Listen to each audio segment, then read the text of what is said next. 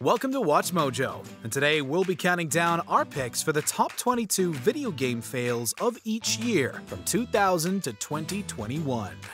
Now that's what I call a bowel movement.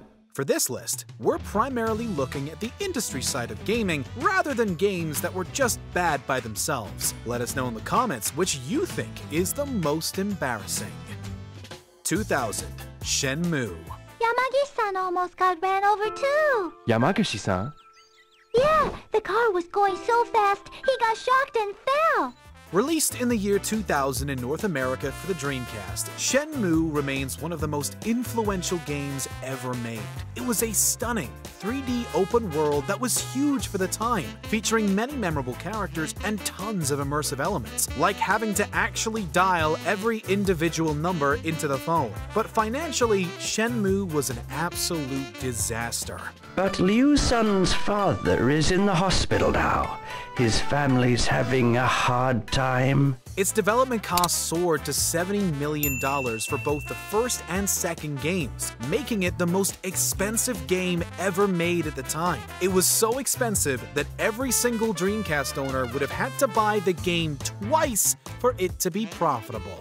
He's such a poser. Thinks riding a hog makes him look cool, but it don't. He ain't a real biker. 2001, Dreamcast dies. Take Ben Jackson, for instance. He used to be a big PlayStation fan. Oh, technology. But now it lays to rest as his attention's on the Dreamcast. Perhaps due to trying to platform ridiculous games like Shenmue, the Sega Dreamcast was confined to 2 annals of video game history in 2001 when it was unceremoniously discontinued barely 3 years after its original release in Japan. Considering the Sega Genesis's lifespan was an entire decade, the Dreamcast's meager 3 years look even more disappointing, though the Saturn didn't fare much better. Saying this is by far the best sports simulator ever brought to gaming. By the early 2000s, Sega just couldn't hold its own in the hardware market against the widely successful PS1 and PS2, not to mention the N64. In the end, Sega got out of the console wars and started focusing on software instead. Despite it being a solid machine, they were hundreds of millions of dollars in the red. There are still a few titles gamers would like to see released in the US. I really hope that Seaman gets announced for the US market. 2002, no First Amendment. Hey, I'm Joey. Luigi said you were reliable, so come back later, there might be some work for you. All right? Despite being disproved time and time again, the debate around whether violent video games are harmful rages on even today. But back in 2002, it was a different story. GTA had only just gained its wild popularity, and Mortal Kombat had existed for less than a decade.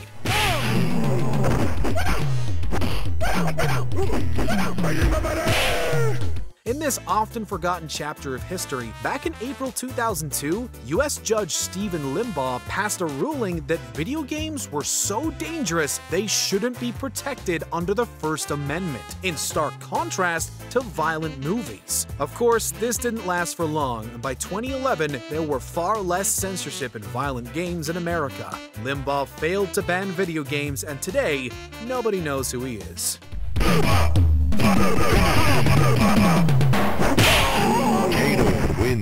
2003, Nokia N-Gage.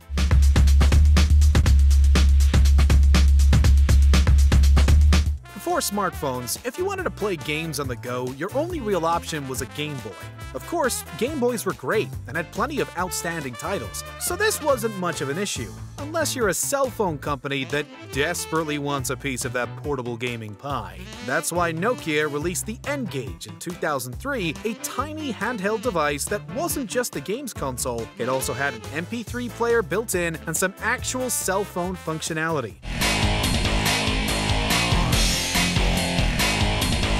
But it was still a total flop. It had a lot of good ideas, since the iPhone would later successfully combine all those features, but they just didn't coalesce into a device anybody actually wanted. – 2004, EA Spouse.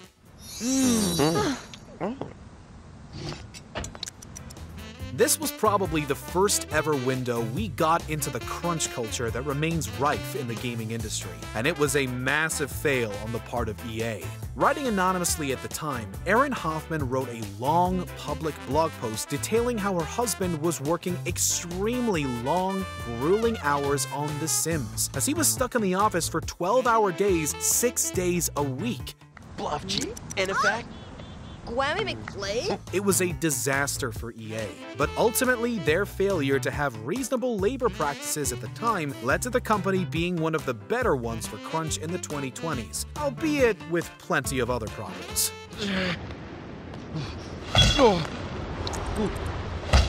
2005, Conquer Live and Reloaded. He'd better hurry up. What are you looking at? Nothing, sire.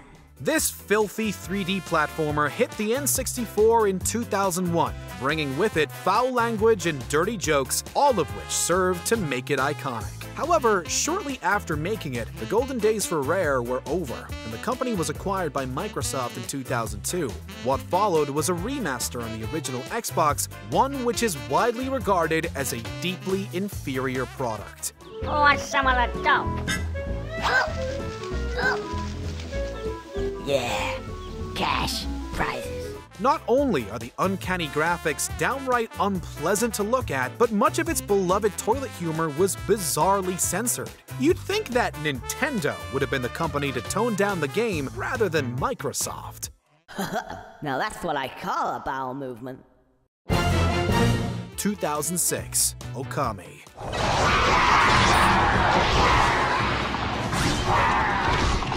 Holding a bittersweet world record for being the best Game of the Year winner that almost nobody played, Okami was and still is an outstanding game. But commercially, it was a flop of immense proportions, despite Capcom having high hopes for it, though they didn't give the developers much room to breathe.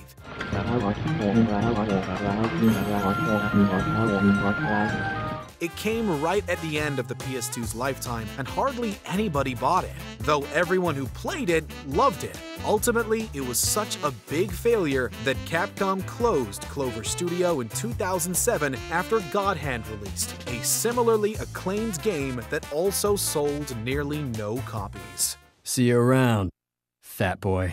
2007, Xbox 360 Extended Warranty.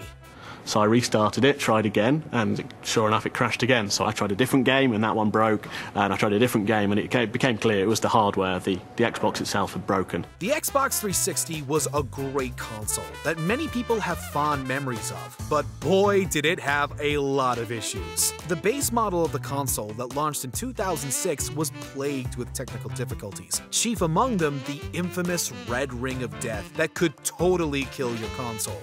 Ah, the red rings of doom signal that your Xbox 360 is fried. Microsoft hasn't specified the cause, but users say the console's cooling system just can't take the heat of a lot of play. In 2007, Microsoft had to finally admit that they'd failed with the base model 360 and extended the warranty to 3 years, also applying the warranty retroactively to every console that had yet been bought. It's estimated that the 360's problems cost Microsoft over $1 billion to repair.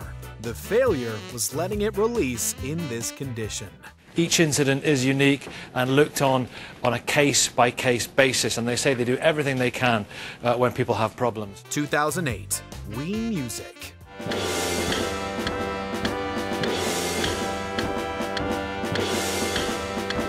It was Guitar Hero and Rock Band for the Nintendo Wii. Except, by 2008, there were already Guitar Hero and Rock Band games for the Wii. Admittedly, Wii Music had the benefit of you not needing to get those expensive peripherals, but it still didn't stack up against some other flagship Wii games like Wii Sports and Wii Fit.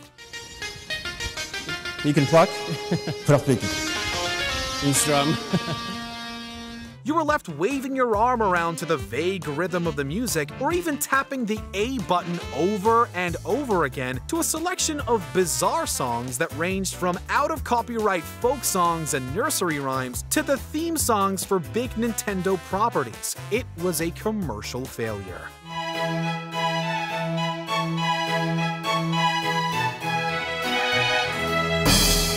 2009, PSP Go. Okay guys, the PSP Go has arrived and this thing is awesome. In 2020, both Microsoft and Sony released digital-only versions of their flagship consoles. Digital storefronts are now prevalent, and plenty of people no longer buy physical games. But in 2009, the market was totally different, and there was no place for Sony's digital-only PSP Go.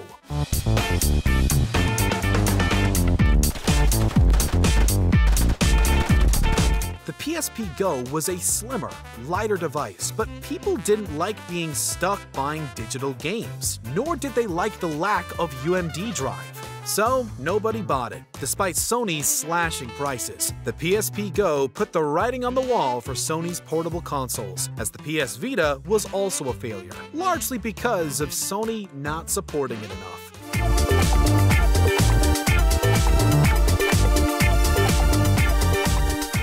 2010 APB All Points Bulletin.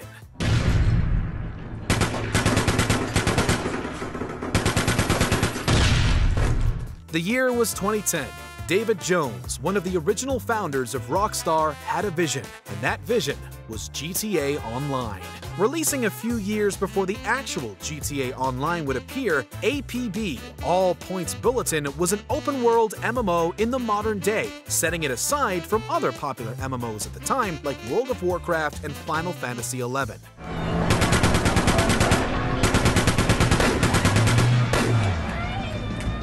But the failure wasn't just that the game was bad, though it was that Real-Time Worlds placed a review embargo on the game for an entire week after it came out. This meant that reviewers couldn't warn players that the game was terrible. Despite costing $100 million, it didn't last 3 months until getting shut down.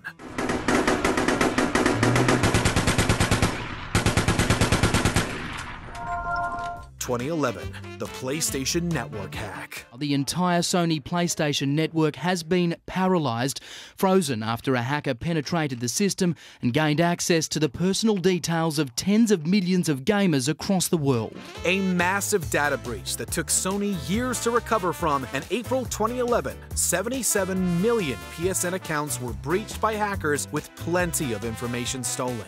Network hacks have happened to many companies over the years, but what makes the 2011 hack so notable was Sony's terrible behavior.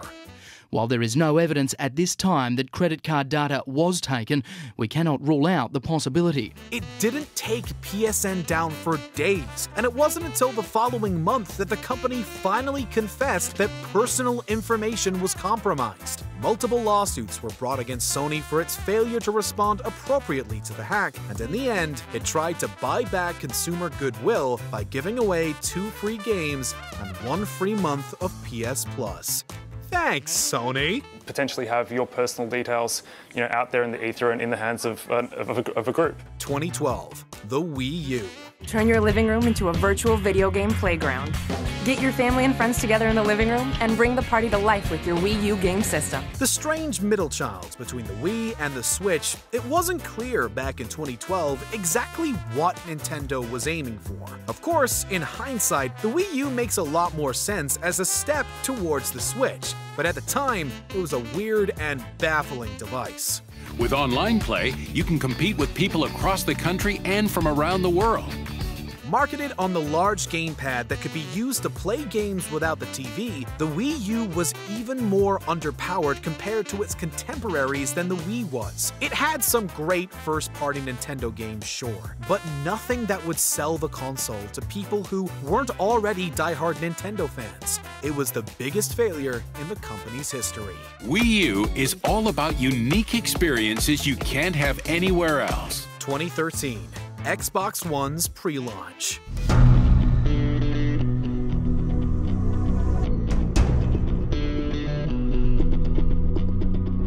The 360 had a rough time after it was released, but the Xbox One struggled as soon as it was announced. That was thanks to Microsoft's draconian DRM policy. This would have prevented people from lending out game discs to their friends and would effectively destroy the secondhand game market. Just one more reason, Xbox One is a must-have system for your living room. The backlash was so monumental that Microsoft backed down. But it wasn't the only problem with the Xbox One. The console was being marketed as your one-stop entertainment hub, hence the confusing One name. And it was also going to be always online, which would mean anyone with an unstable internet connection would struggle to play. So stick with 360, that's your message if you don't, like it? If you have zero access to the internet, that is an offline device. 2014, Digital Homicide sues Jim Sterling. A Nazi officer, maybe, with a contemporary police officer, because that's artistically consistent. Influential games critic Jim Sterling had Digital Homicide in their sights back in 2014 for releasing yet another piece of asset-recycled shovelware, The Slaughtering Grounds. The Slaughtering Grounds was widely regarded as terrible, with its Metacritic user score sitting at an impressive 1.1 out of 10. Things are going better now. Game.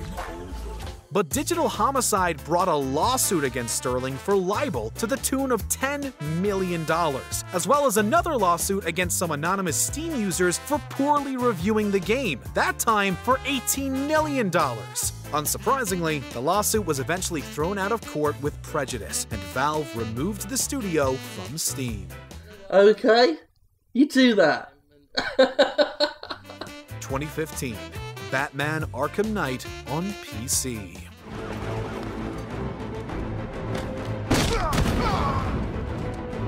If you were playing on PS4 or Xbox One, then you probably had a great time with Arkham Knight. It was extremely fun and one of the most graphically impressive games ever made. But if you played it on PC, then you probably struggled to play it at all because its performance was terrible. You guys okay? You see anything? Report! I'm okay. Yeah.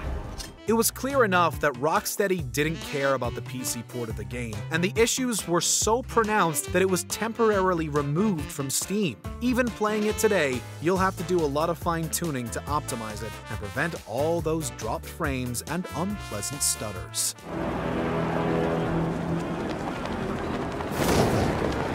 (2016) No Man's Sky.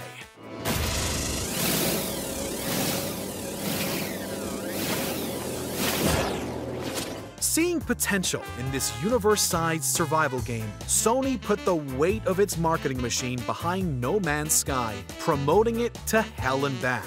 But this turned out to be the last thing No Man's Sky needed. Made by a small team, at launch the game did not live up to the wide scope of its promises.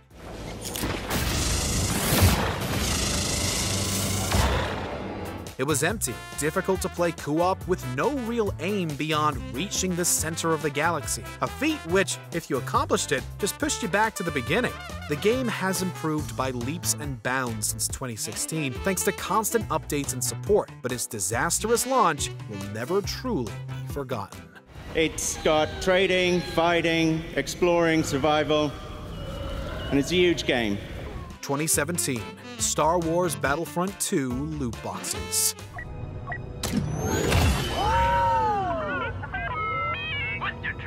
Microtransactions are annoying enough when they're only cosmetic items, but what happens when you include actual pay-to-win mechanics in your game at launch? Well, you suffer a monumental backlash just like EA did over Battlefront 2, which was a horror show when it released in 2017.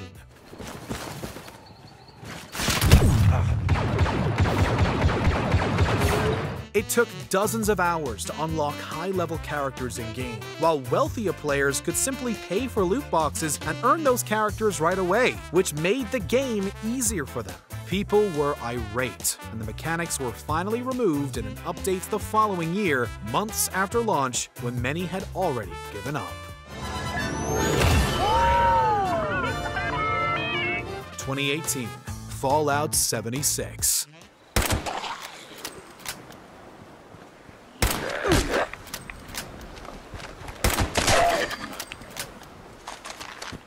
The game itself has improved a lot, but it's the situation beyond the game that has made Fallout 76 such a beautiful disaster.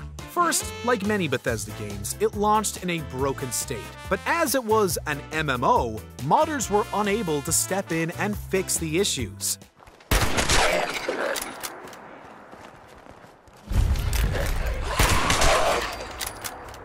Then there was the recalled collector's edition with the moldy power armor helmets and the canvas bags made of plastic. It was full of microtransactions despite costing $60. It didn't have any human NPCs, just robots. Its developer room was easily accessed, leading to a black market of in-game items. Bethesda's own forums doxed people trying to get refunds, and it had an additional paid subscription for private servers.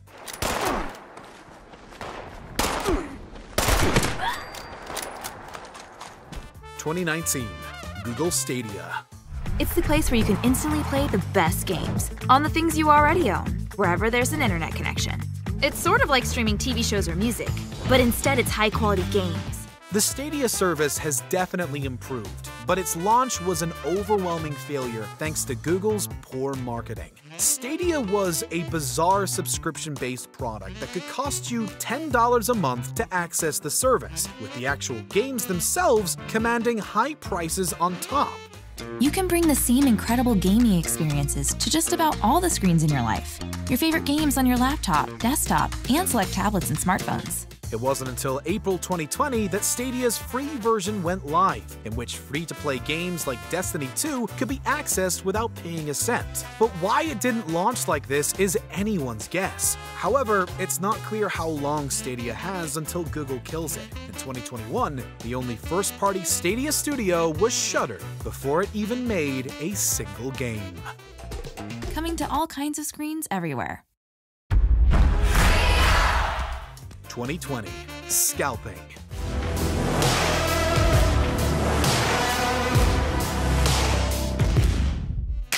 The global semiconductor shortage began in 2020, exacerbated by the pandemic and the price soaring of Bitcoin, making high-end components desirable to miners. But it's led to worldwide ramifications, particularly in the production of consoles. Even a year on from the launch of the PS5 and Xbox Series consoles, it's still difficult to buy one, and there are still scalpers using bots to buy up machines and sell them for giant profit margins.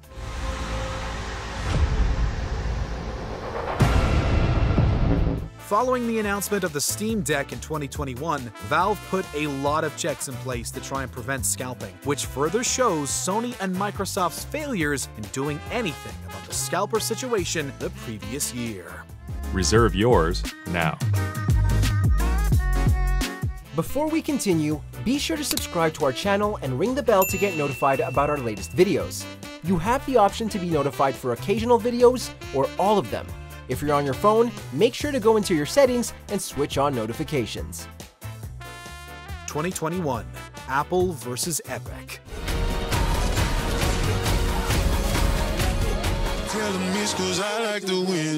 Originally, this lawsuit was brought in 2020. Dissatisfied with Apple taking a 30% cut on Fortnite's microtransactions, Epic tried to circumvent this, and Apple subsequently removed the game from the App Store for breach of contract. But it wasn't until 2021 that we got the final ruling. Both Apple and Epic were in the wrong, in a resounding and hilarious failure for both companies. This power is ours and ours alone. We shall prevail. Epic, itself a massive and extremely wealthy corporation, tried to position itself as a hero of the people against Apple and Google, a move everybody saw through. It was ruled that Apple had to allow external payment options, but that Epic had to pay Apple millions of dollars in compensation.